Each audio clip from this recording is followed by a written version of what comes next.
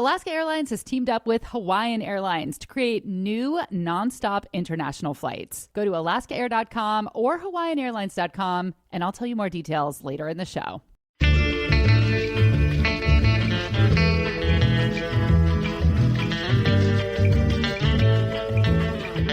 I'm Rachel Belle, and this is Your Last Meal, the show where celebrities share stories about the foods they love most, and we dig into the history, culture, or science of those meals with experts from around the world. Today on the program, actor Jeff Hiller, best known for starring in one of my favorite shows of all time, Somebody Somewhere on HBO. If you've seen the show, he plays Joel. Jeff just wrote his first book, a memoir called Actress of a Certain Age, My 20-Year Trail to Overnight Success. And Jeff really likes eating in restaurants. He would probably eat in a restaurant every single night if his husband let him.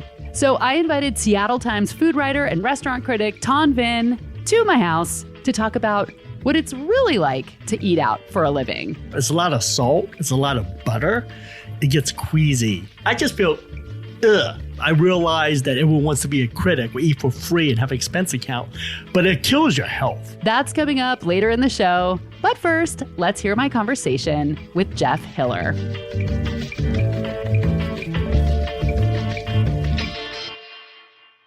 Hi. Oh, no, you're muted. Look at Where am I? Where am I? You know what you are? You're 1 minute early. I mean, wow. That's impressive.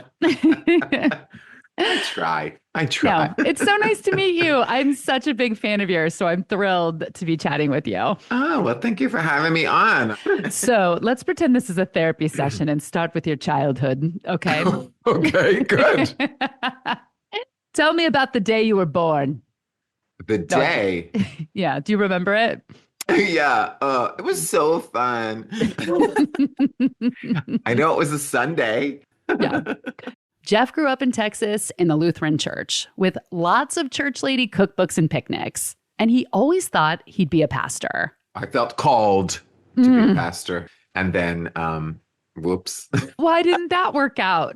I just didn't have the right hair color for it. It was a little too rainbow, if you get my drift. What was the age that you realized that you couldn't be a pastor?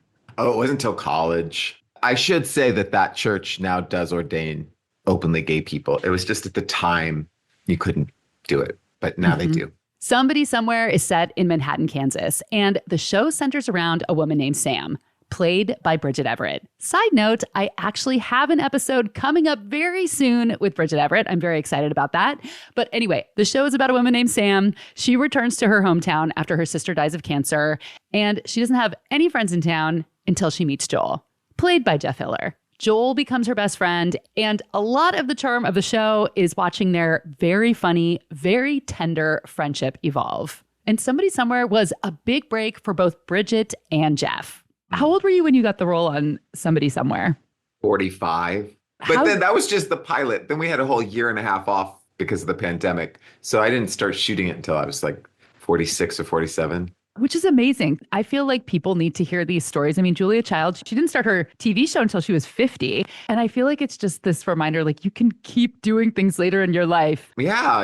And that you shouldn't give up on yourself. And that's really what the show is about too. And it just so perfectly mirrored my own life. Yeah, you can still keep living, even when you've committed the cardinal sin of aging.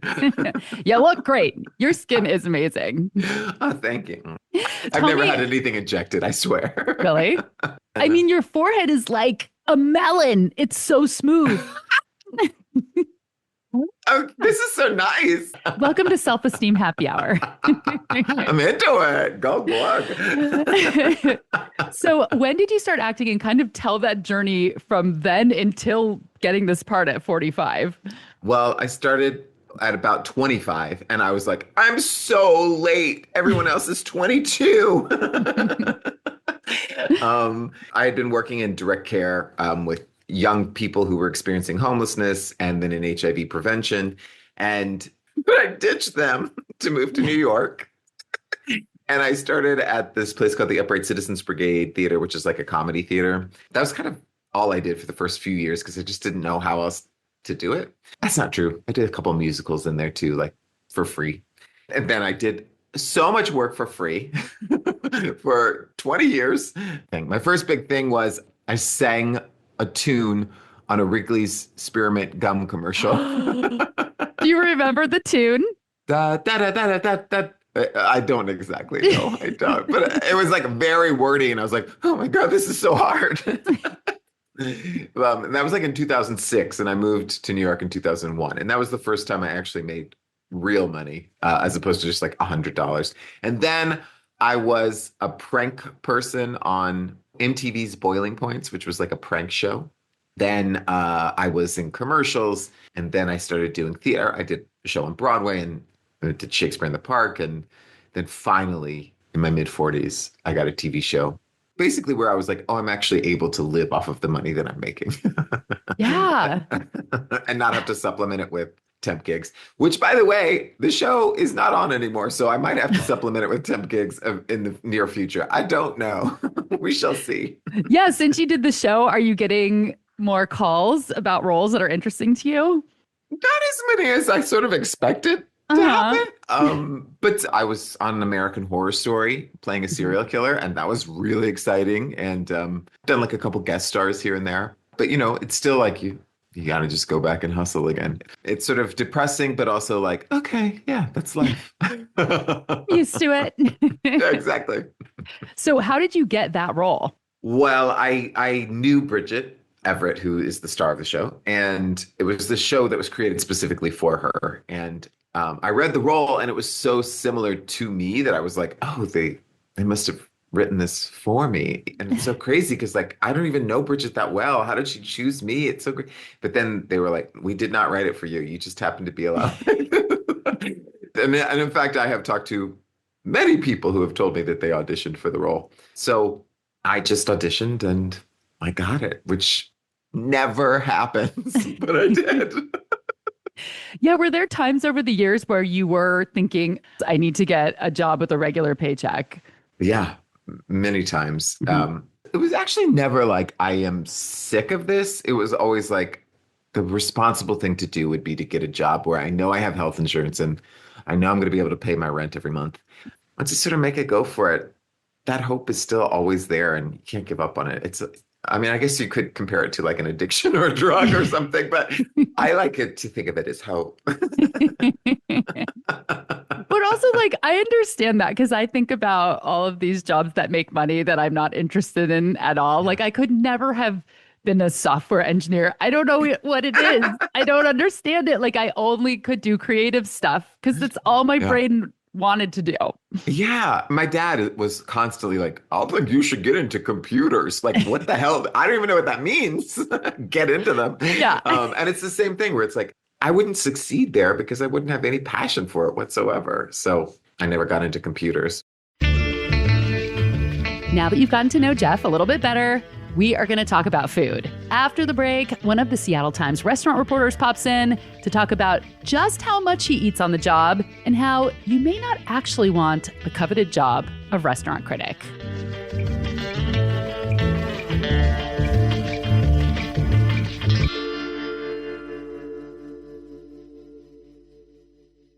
If you live in the Seattle area and you haven't visited Japan yet, this is your sign to book a nonstop flight with Alaska Airlines or Hawaiian Airlines. Book your trip for fall and see all the gorgeous leaves and enjoy braised kabocha squash. Go snowboarding in Hokkaido in the winter and warm up with hot bowls of udon, or plan a spring cherry blossoms trip and drink lots of pink sakura lattes. And while you're on board, enjoy more than 1,000 free TV shows and movies in their in-flight entertainment, including my show, The Nosh, nibble on Northwest snacks like Beecher's cheese, and sip a Northwest crafted cocktail, beer, glass of wine, or hot cup of coffee. Explore the world without a layover. Book your tickets to Tokyo today at alaskaair.com or hawaiianairlines.com.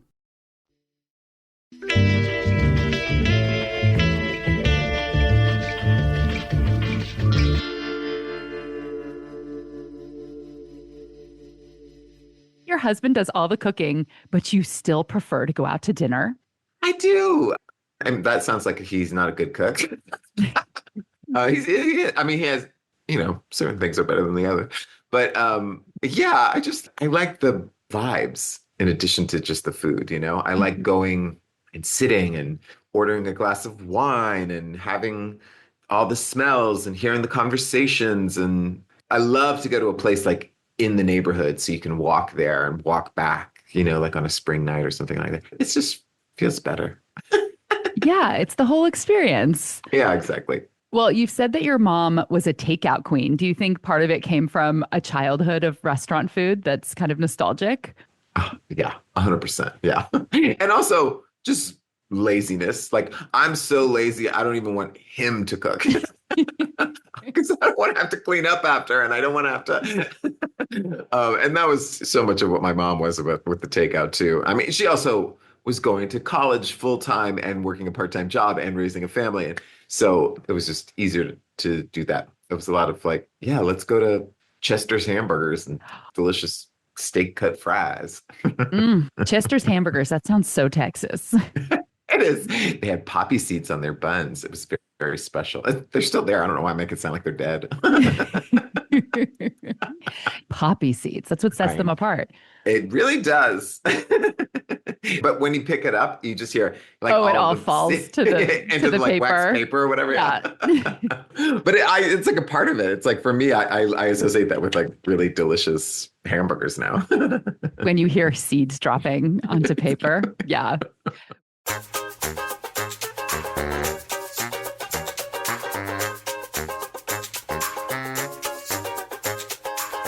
Going out to eat is fun, and a very small segment of the population is lucky enough to make their living eating at restaurants. Being a restaurant critic is a highly coveted job, but what is it really like? On days I'm working, I will eat 3 dinners a night. That's Ton Vinh, Seattle Times food writer, restaurant critic, and host of the podcast, Seattle Eats with Ton Vinh. Ton has arranged his schedule so that he eats 3 dinners every other night. First dinner starts at 4.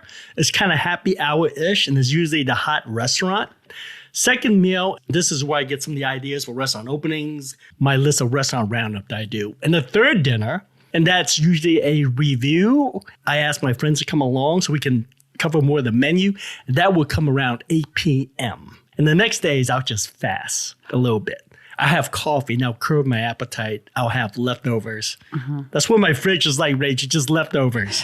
Alternative days, I do hot yoga in a hoodie. It's like a poor man's sauna, is how I would put it. It just helps me sweat. But after eating 3 meals a day, I just feel, it's like a lot of butter, a lot of salt. And I feel like when I wear a hoodie, it just cleanses my system. And when I eat 3 meals and I do hot yoga the next day, this is going to gross you out, Rachel. You can smell. I knew you were going to say that, yeah. You can smell what I These ate. poor people in your yoga class. Yeah. They should have a contest. Like people walk in and when they leave, they write down like what they think you ate last night. It's like, he smells like duck fat. Gosh, it must have been a lot of kung pao chicken or something because I can smell the chili peppers and so forth. I know. I'm sorry. This is going to gross people out. Nothing grosses me out. I actually like this stuff. I think it's funny. I'm not making a good case. Well, maybe I am making a great case for why you should not be a restaurant critic. Yeah. But it is fun, right? I mean, it's a first world problem. Yeah. I'm here complaining. I'm whining about getting paid to eat. I'm whining about having an expense account. Yes, I realize my privilege. And it's a great job. It is. But I just want to temper the expectation. It's not all fun and games, boys and girls. I think your job is very coveted and people think of it as a dream job because everyone loves to eat. But I can imagine you would feel kind of gross some of the time. Yeah. Like, what are some of the downsides? See, this is the thing that people don't realize, Rachel. A lot of food is just not that good. When you're eating out, it's a lot of salt. It's a lot of butter. It gets queasy. I realize that everyone wants to be a critic or eat for free and have an expense account, but it kills your health. That's one reason that you really shouldn't be a food critic.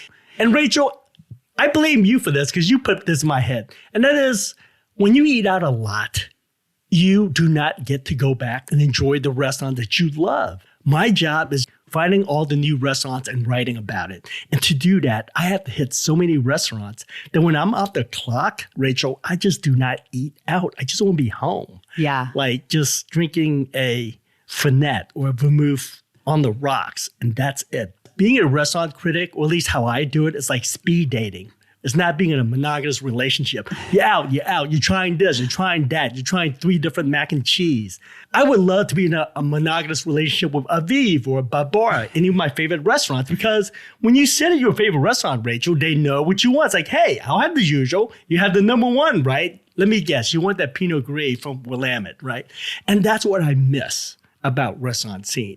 And boohoo, I realize people are like, oh, wow, first world problem. But there's something different between eating out for work and eating at your favorite third place. This is the second time that Tan has come to my place and we have sat in front of microphones together. I was actually a guest on his podcast, Seattle Eats. And that day is when I learned something shocking about Tan, someone who eats, sleeps, and breathes food, but he doesn't cook. Mostly because he doesn't have an opportunity to. I have a lot of leftovers and I've learned to hack food. I really don't cook, but I do hack leftovers. Latest example, yesterday, I'm working on a Chinese restaurant package. I've been eating a lot of Chinese takeout. And in my fridge, I have sort of like mapo tofu.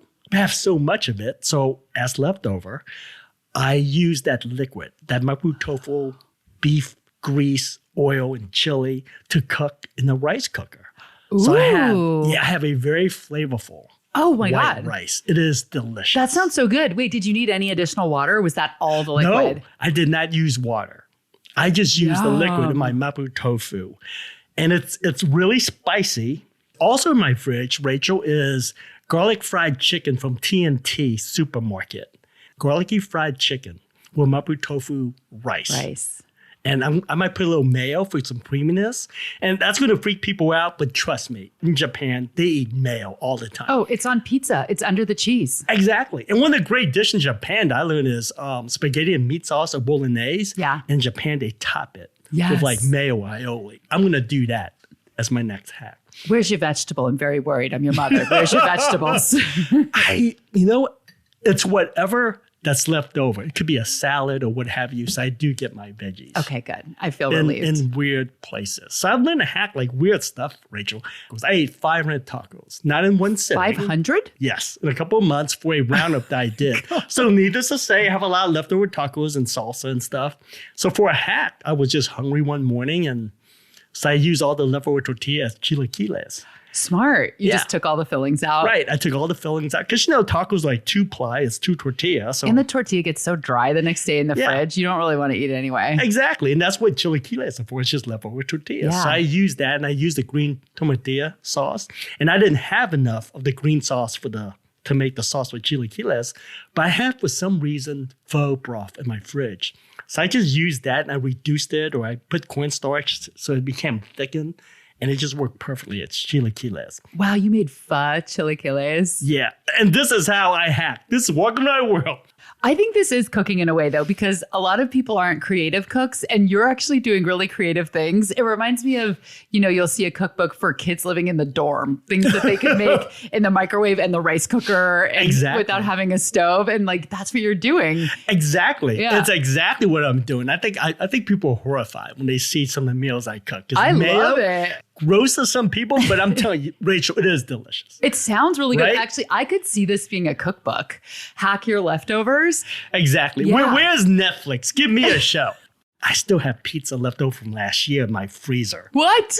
Because I ate so many pizza and then I just don't want to throw it out and Yes. I forgot about it. But you know what? I don't know why there was oil in one of my pot, but there was. And I said, God, I'm hungry. So I just deep fried pizza. And it's actually really good. And you know what's good?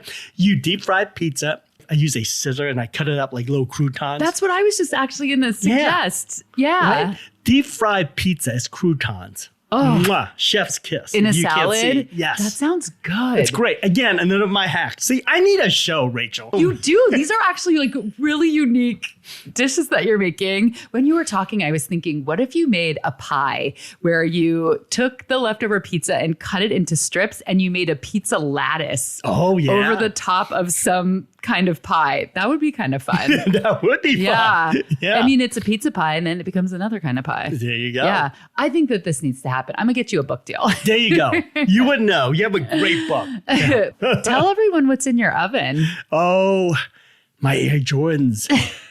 I say this and people think I live in New York City. Like It's I live such a the New New York York vibe, thing. right?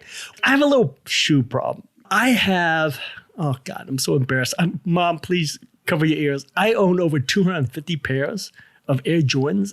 I don't have enough closet space. Yeah. So that's what I did. I don't cook and I say, oh, look, more storage room. Do you ever heat them up in the winter before you put them on? I should, right? Ton never intended to write about food. Like me, he started out as a general assignment reporter. And also like me, he burnt out on covering hard news. Government and military and crime. So when a couple of feature writers at the Seattle Times went on vacation, Ton was given the opportunity to write about travel and food and cocktails. That's when we start tracking analytics. And it seems like all my travel stories were the most read stories in the Seattle Times 10 years ago. So I transitioned and started writing more about food, became the drink columnist. And when things opened up, I became one of the food critics, one of 3 food writers. Rachel, that tells you how much things has changed. There are as many food writers at the Seattle Times as there are City Hall reporters and education reporters. It has become a really big beat. Have you always been into food? I have always been into food, but not in a way that you would think. I'm a refugee. I come from Vietnam.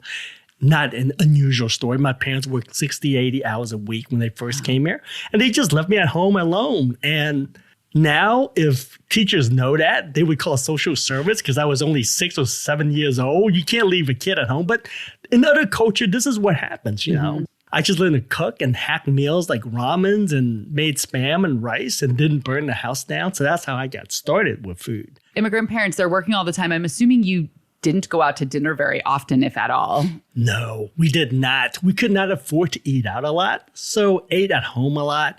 I didn't know anything about pizza outside the school lunch, which really gross. isn't pizza, Yeah. right? I just knew Asian food. I was like, what is this? Like ketchup, ew, at the time. Yeah. Because it's tangy, it's sweet. Why is it on my bread? It makes no sense. Growing up, who knew that now I eat out all the time? Yes, you're making up for your entire childhood. Frank Bruni, who was the New York Times food critic for many years, when he left, I read that part of it was because of his health. Do you have an expiration date on this career? Do you think at a certain point you'll say, oh, this is bad for my health, or I don't feel good, I want to do this anymore? You know, I worry about that, Rachel, and I do get a health checkup, a physical every 6, 8 months. I mean, blood pressure is a little high, but not out of control. Cholesterol is a little high, but not out of control. But yeah, when that gets out of control, that's when I need to find another career because I do want to live a little longer. My weight will fluctuate at least 5 pounds a week sometimes. I'll give you a most recent example. Let's see. I was on Splendid Table on a Thursday. And then 5 days later, I had to be on a panel with the chef Roy Choi. So this was a tough week where I couldn't take days off and fast. So I ate heavy meals every day in between those 2 appearances. And people took pictures of me and Splendid Table appearance. And 5 days later, other people took pictures of me and the Roy Choi episode. This was just 5 days. Rachel, I looked like I gained 10 to 15 pounds. I was horrified. And if you saw this, you would think, oh, he must have had an allergy. That's why his face is all puffy. But it was literally because I ate so much. You probably were, though, puffy with salt. Yes, too. That was Yeah. true. But yeah, I have like fat pants. I had to wear fat pants after that second episode. I have a lot of sweatpants.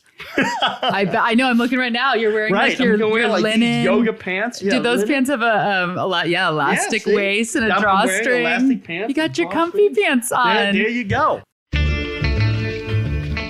After hearing all this, would you want to be a restaurant critic?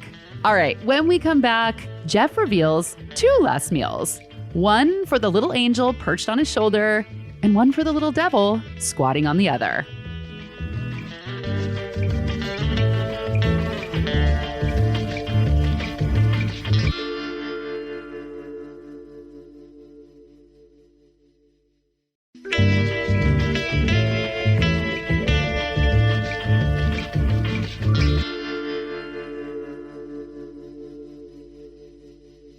You talk at the start of your book about eating, about emotional eating, and that your drug of choice is baked goods. Oh God, yeah. Absolutely. 100%. I love cake. I love cookies. I love cupcakes, especially when the cupcake is like this and then the buttercream is like this. I'm Oh, doing the things with my same hands. amount of frosting that there is Exactly. cake. Yeah. Exactly. I prefer fresh baked things. Like I'm not really into, I do know my way around a bag of Tate's cookies, but like I'm never going to have like a Chips Ahoy. There was definitely a time when it doesn't taste very good, but I'm just going to eat it anyway. I do feel like Yeah. I've aged out of that and I'm not. You're a But grown up. You want your frosting the same as your cake. exactly. Yes. Maturity. Mhm. But you know how some people are like, do you like pie better or cake better? I'm like, yes, I want it all. Yeah. I like sweet more than salty or savory. Mhm. I definitely am that. But Do you remember that pie caken kind of fake trend from several years ago? I say that because I don't think yes. anyone actually really would make it at home. Yeah, I never had one, but I do remember that. And I don't understand exactly what it was. It was like a pie shell with cake in it. I can tell you because I did make one because we did it for the radio show I was on as like a stunt. Like instead of losing my Oh, virginity yeah. on the air, I made a pie caken.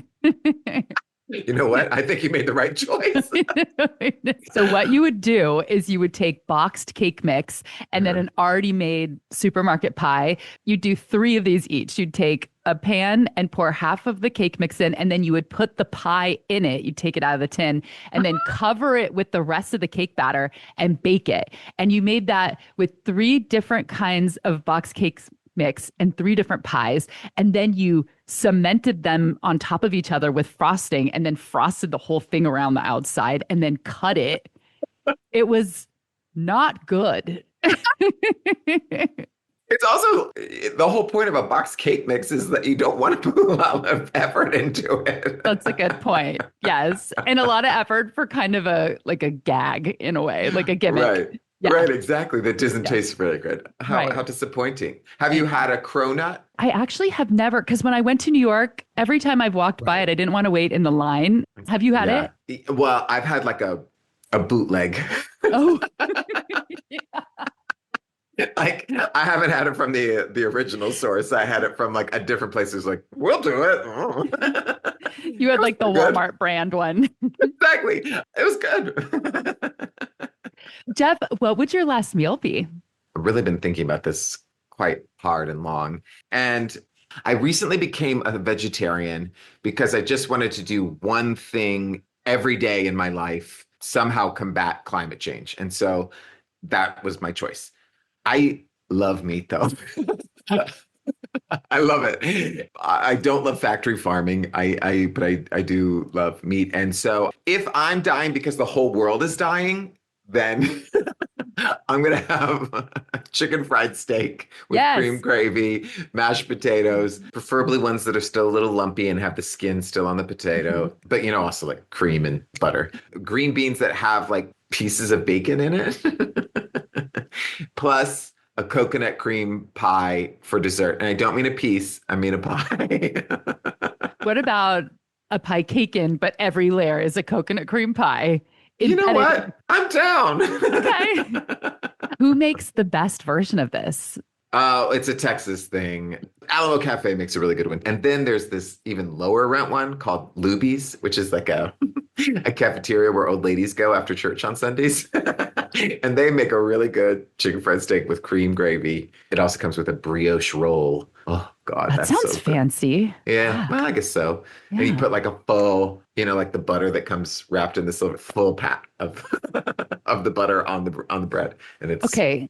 Here's the delicious. test of Luby's. Do they keep the butter pats on the table or are they so cold that you have to put it in your armpit to warm it up before you can spread it? You have to put it in your armpit. Okay. Because that's how I like it. Yeah. What's the point if you can't put butter in your armpit? For his last meal, Jeff Hiller wants chicken fried steak, lumpy mashed potatoes, green beans, and an entire coconut cream pie. But he also has an alternate vegetarian last meal on deck. If the world is not dying, it's just me, Mhm. then I'm going to do fake fried chicken where it's got like Frank's red hot sauce or whatever and like a honey glaze. And then I would eat that. Okay, fake meat, like a hot wings, but without the bone. I guess, yeah, without the bone because there is no bone. Yeah. There's no bone. Or maybe it could be some of that lab chicken that grown in the lab. I'll have that. With a Can they lab grow it on a bone. bone? Yeah.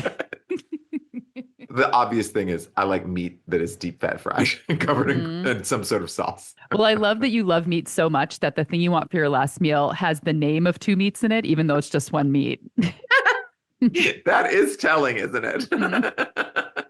See, I clearly I'm missing it. Also, my husband is vegetarian, so it's just easier. So for all the years that you've been together and you just became a vegetarian, how did you do meals at home? Well, he only became one about a few years before me, but I just didn't ever eat meat at home, but I would eat meat out, which is probably another reason I was like, let's go out. Yeah. Oh my God, totally. But like when I would go shoot somebody somewhere, Bridget would always be like, wow, you've fallen off the wagon hard. Because I'd be like, I'll order a steak, medium rare. And that was Jeff Hiller's last meal.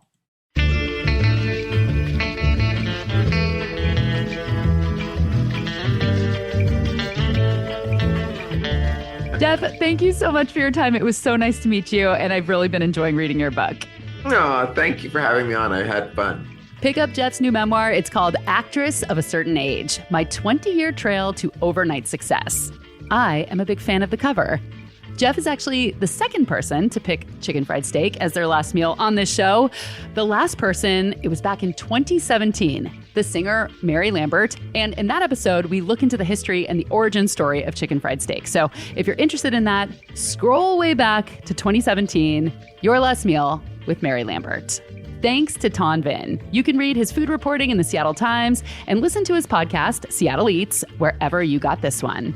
Your Last Meal is a product of Seattle's Cascade PBS. Go to cascadepbs.org to become a member. For as low as $5 a month, you will get on-demand access to all PBS programming. Everything from Sesame Street to Julia Child and everything in between, including the shows we make in-house, like The Nosh, which is my show. Your donation is more important now than ever before. We just lost 10% of our annual budget after Trump signed a bill rescinding already allocated federal funding from all PBS stations. So we are hoping our public media-loving community might make a donation in exchange for PBS programming. This episode was produced by me and senior producer Sarah Bernard, who also assisted with editing and did the mixing and mastering. Original theme music by Prom Queen. I'm Rachel Belle, and this is Your Last Meal.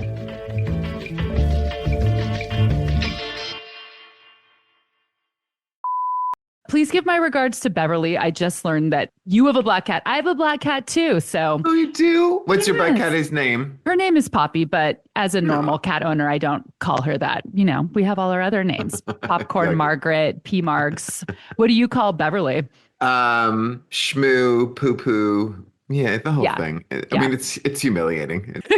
But you have a picture of Poppy's right behind you, don't you? I do, because I am obsessed with my cat. I love your pants. That's my favorite color. Thanks, I wear really. a lot of orange and maroon and yellow pants. See, I like it when people wear color, especially men, because I feel like men don't get fun clothes that much. You know, it's like, let me count how old you are by the pleats in your khakis or whatever. And it's like, yes, wear color. Does this work? Is this better? What'd you have for breakfast this morning? I didn't, Rachel. This is the day I don't eat a lot. So I had 2 espresso, drink up to 4, because I brought an espresso machine. So you got to like use one of those it. $1,000 espresso machine. You have to get your money's worth. Yeah, you got to get your money's worth.